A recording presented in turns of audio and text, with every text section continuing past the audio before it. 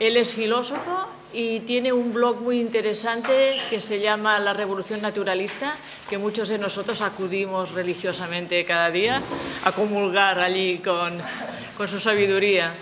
Así que pensé que sería una gran idea invitarle y que nos explicase algo que se va a llamar Fronteras de lo Sagrado. Hoy es el día dedicado al terror religioso y él nos va a contar lo que piensa sobre el tema. Adelante, Eduardo. Gracias. Bueno, primero agradecer a la organización. Sí, acuérdate que esto no es un micro, que es del vídeo, o sea que tienes que levantar la voz.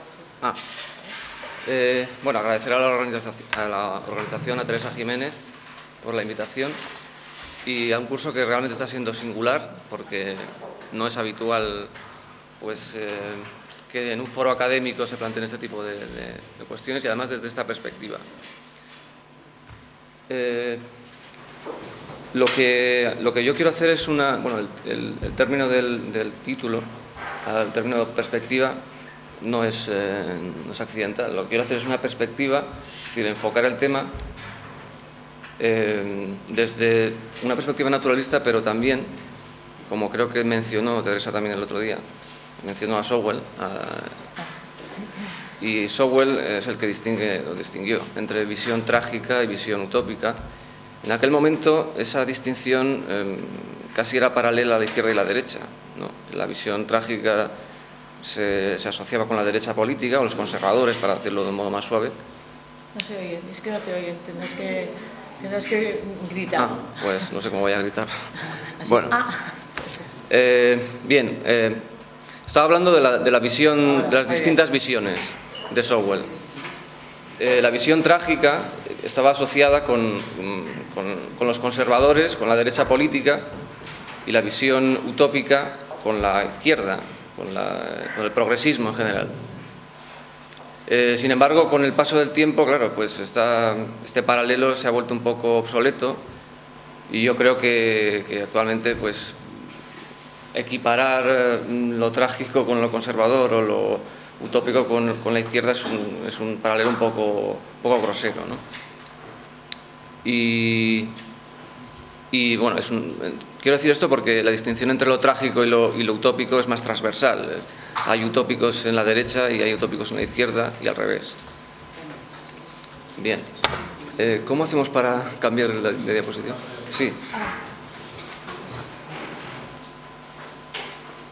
Bien. Bueno, esto es para abrir boca un poco. Son dos citas de dos naturalistas muy conocidos.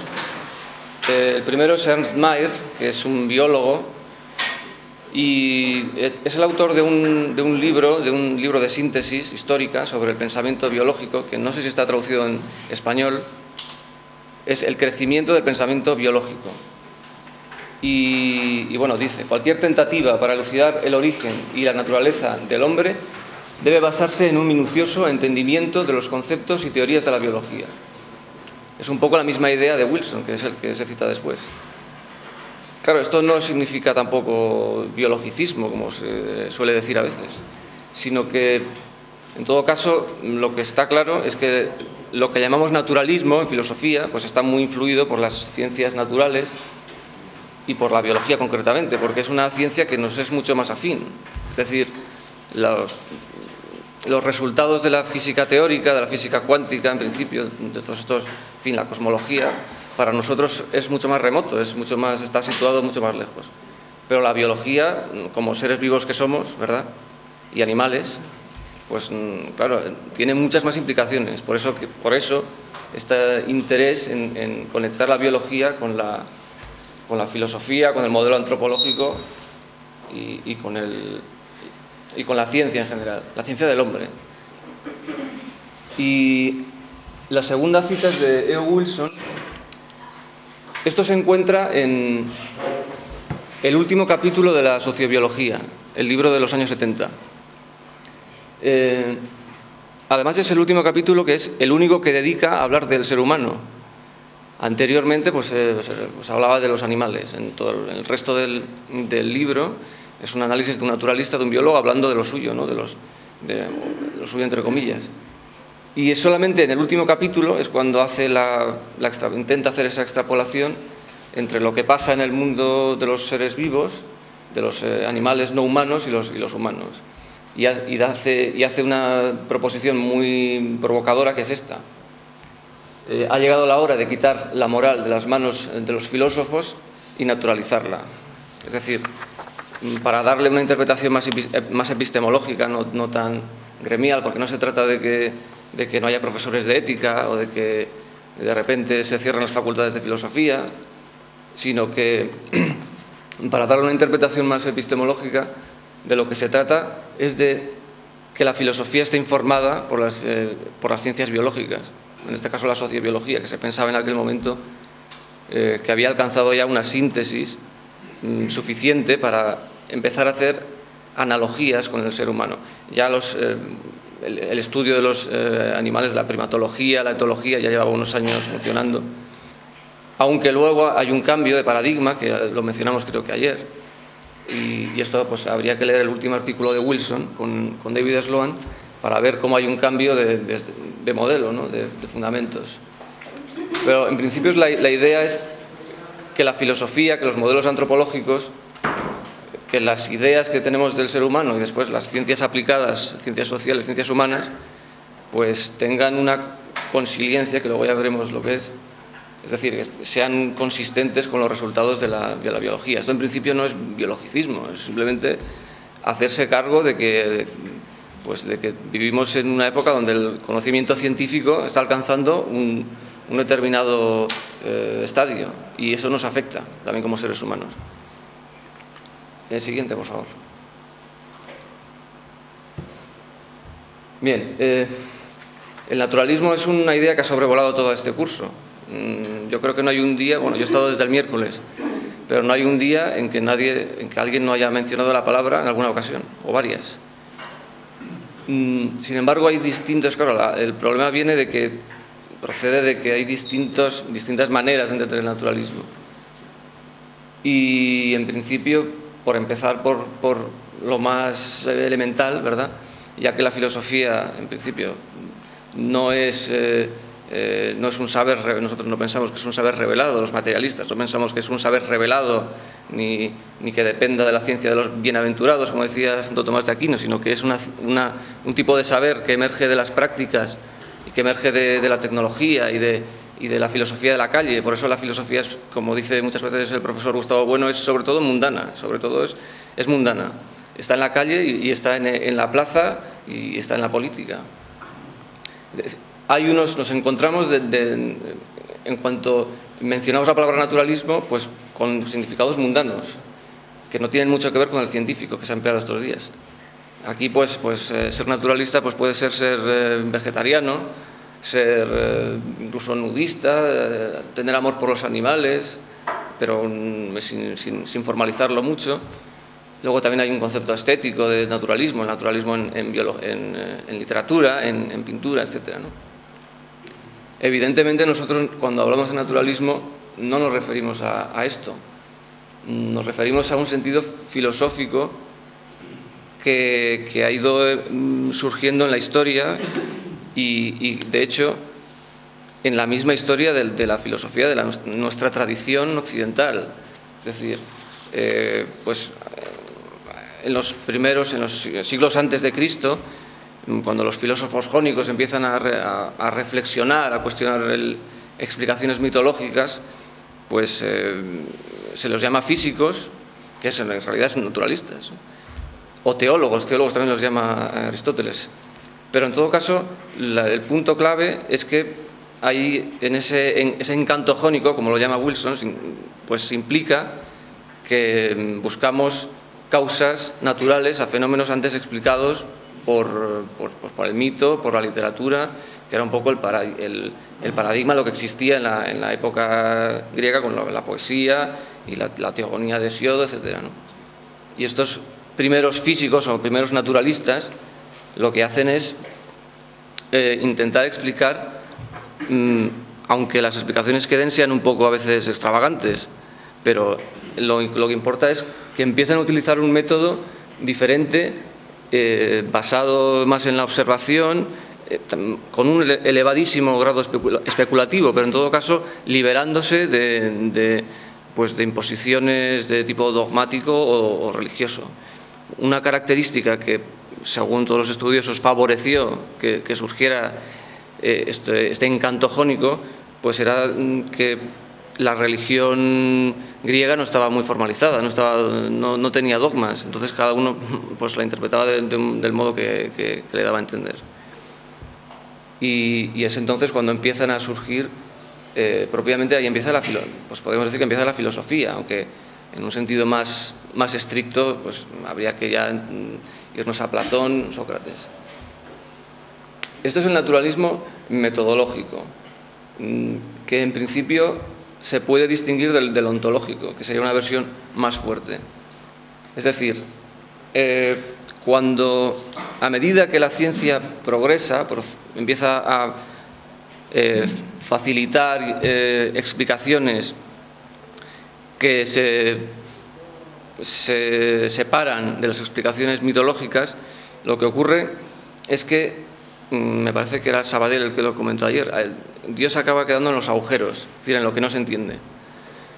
Y esto es continuamente en la historia de la ciencia, pues es así. Desde la revolución copernicana, antes de la revolución copernicana, los cielos eran entendidos como pues prácticamente como unas esferas perfectas, como divinas, ¿no? Y es a partir de la revolución copernicana, Copérnico, Galileo, después Newton, cuando se empieza a ver que el mundo que se pensaba no natural, que era el mundo celeste, de las esferas y demás, es un mundo natural y que además, bueno, es bastante impactante ver la imagen del Sol, de Galileo, con el primer telescopio, con las manchas. Es decir, el Sol tiene manchas, el Sol no es una esfera perfecta, sino que es un elemento natural como los que conocemos en la Tierra.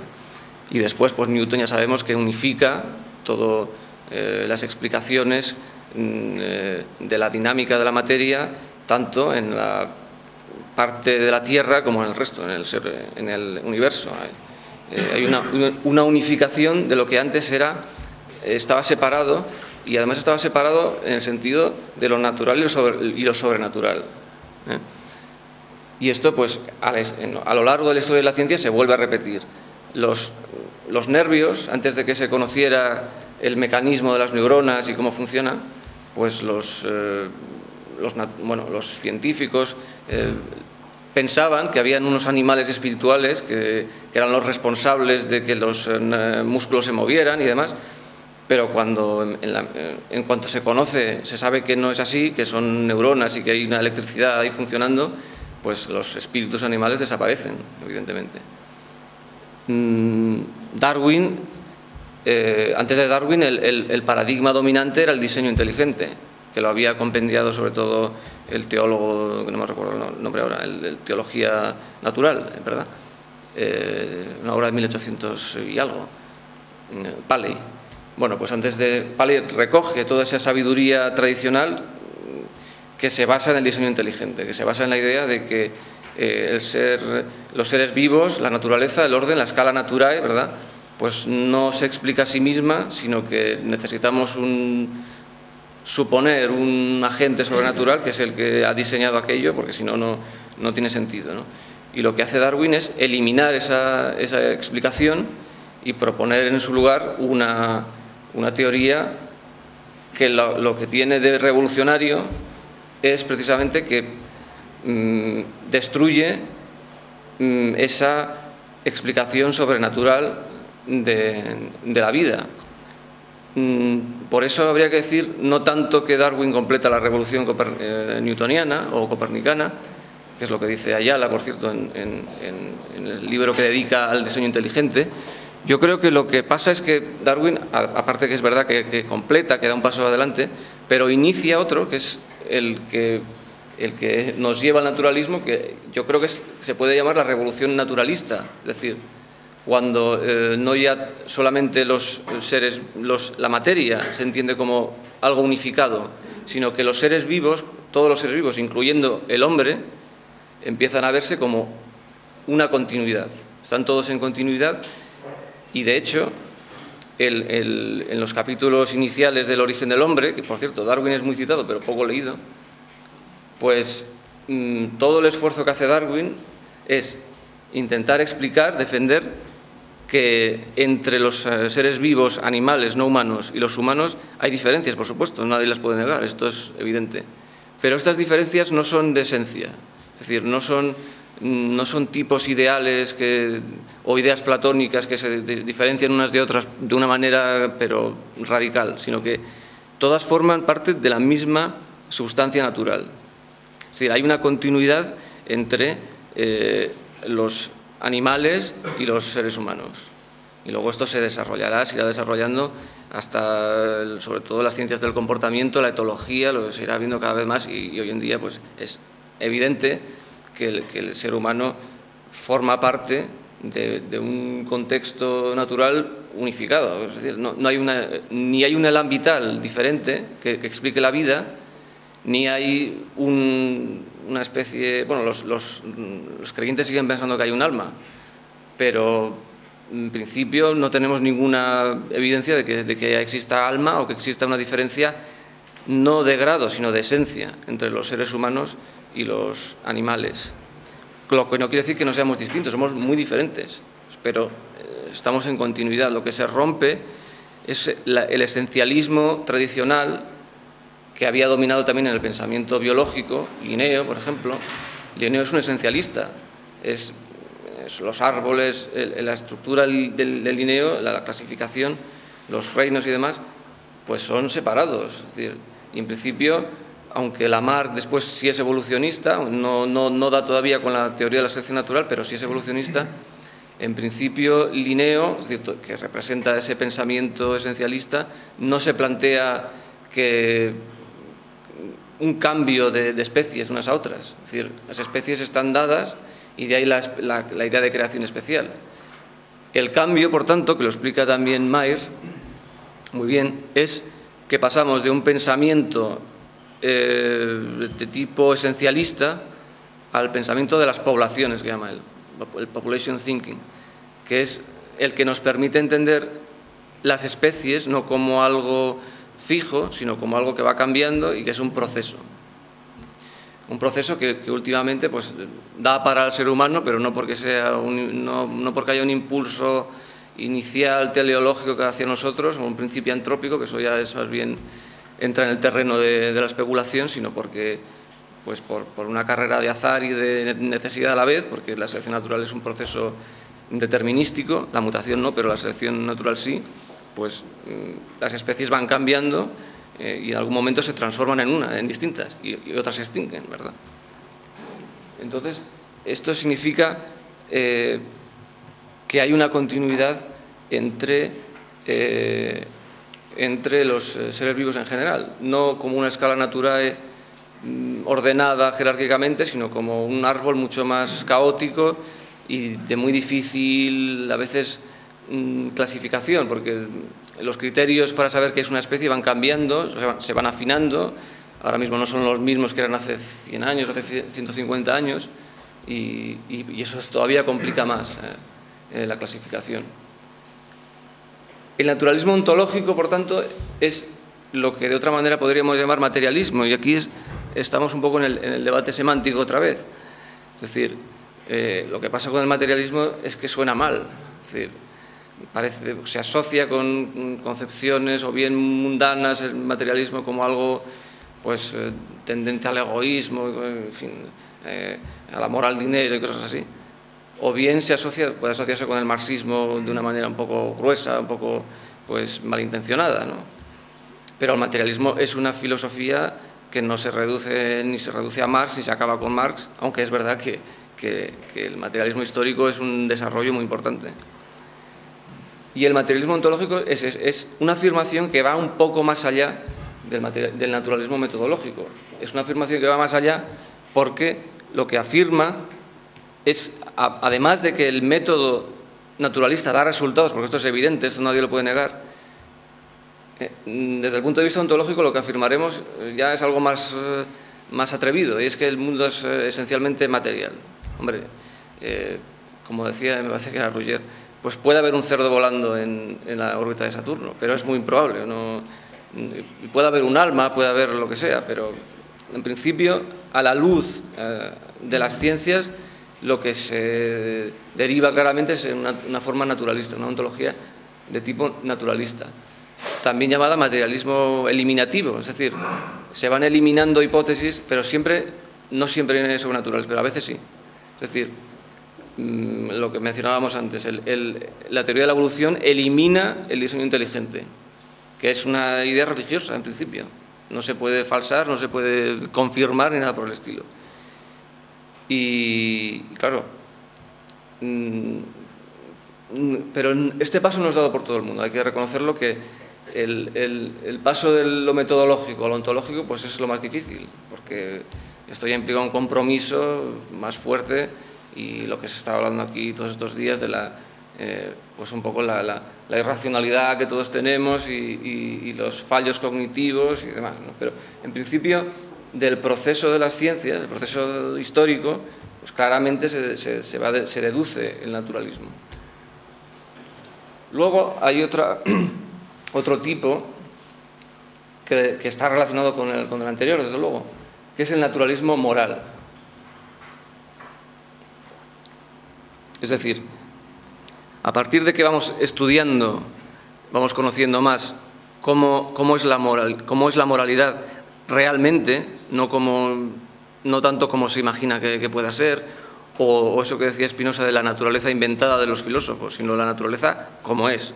Y esto lo conocemos pues gracias a que hay programas de investigación de etólogos, de científicos del comportamiento, de sociobiólogos, que están últimamente de neuroéticos, es una disciplina que ya se empieza a desarrollar, que están empezando a fundamentar una visión del comportamiento moral que está liberada de la fundación, como se suele decir, fundación trascendente de los valores. Si esto es humanismo secular, ya es otra cuestión, porque, y esto lo estaba pensando ayer justamente cuando estaba con la diapositiva, quizás no todo naturalista moral es humanista secular, y además recojo otra discusión que creo que tuve con Daniel, o diálogo con Daniel, con el proyecto Gran Simio. Es decir, el proyecto Gran Simio lo que son naturalistas, evidentemente, y lo que intentan es ampliar el círculo, como llaman, el círculo de los iguales, extender el círculo y conceder derechos humanos, que es una idea, en fin, extravagante por decirlo suavemente, a los primates, es decir, a los grandes simios.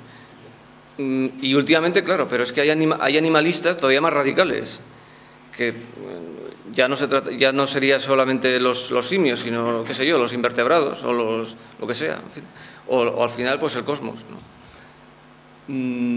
Entonces, ¿esto sería humanismo secular? Pues en principio sí, pero no, porque precisamente lo que hace es cuestionar esa centralidad del ser humano, la pone en crisis, porque si tenemos que dar derechos a los simios y luego a los invertebrados, pues el humanismo deja de estar en el centro, ya no sería humanismo secular, sería naturalismo secular. Bien, el siguiente, por favor.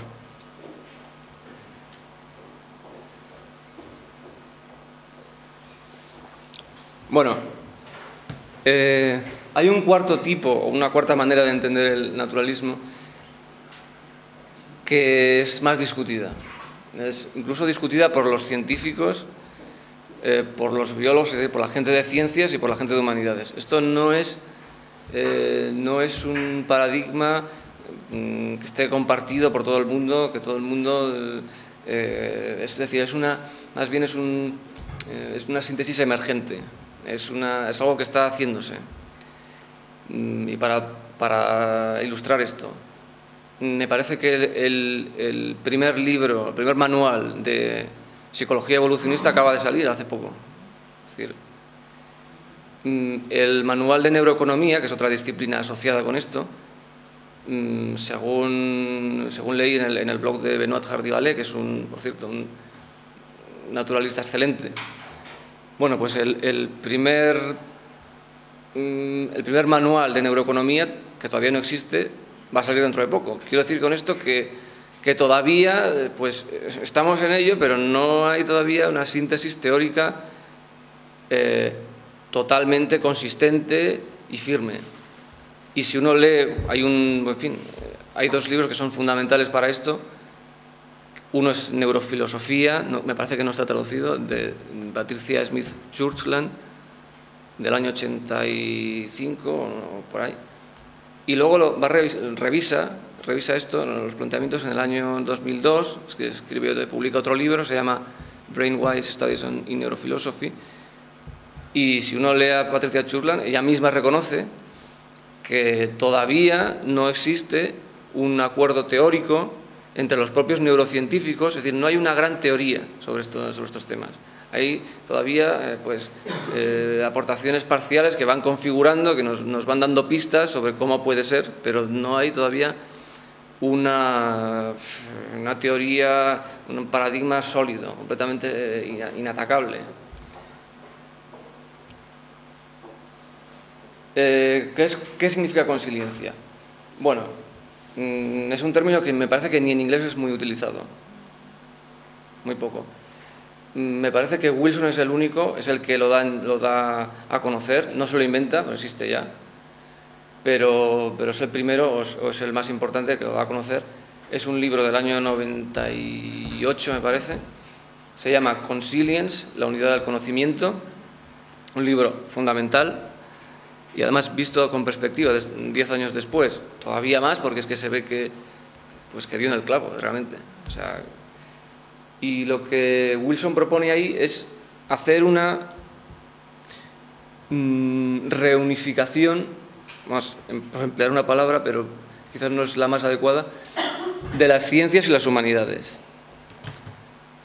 Y él emplea una metáfora que es la del hilo de Ariadna. Entonces, el conocimiento sería como un laberinto donde uno va penetrando por los pasillos y demás y hasta que encuentra el centro, el monstruo, pero bueno.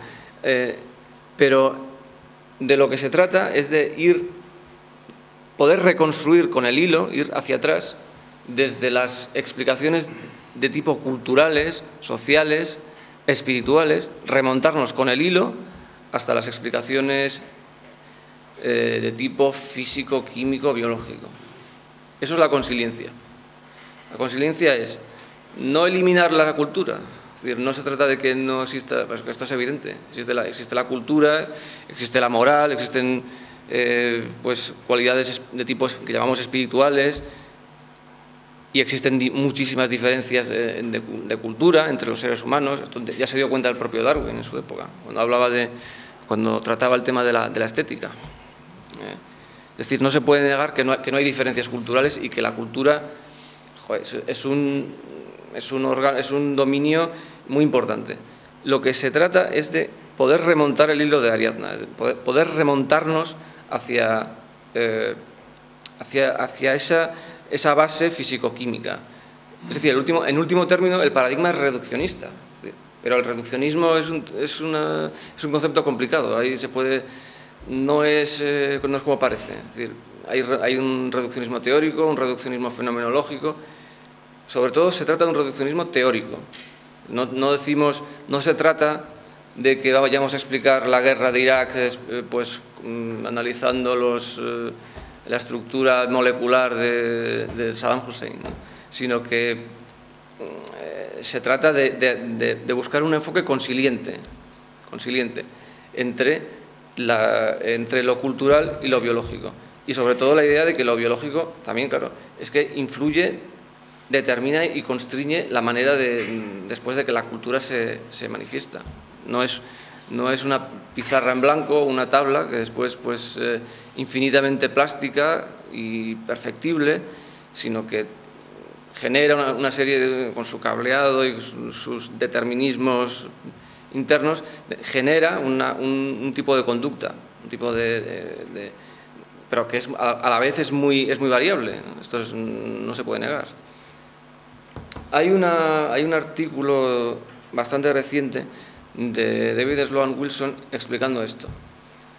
Me parece que se llama por la unificación de las ciencias naturales y las humanidades.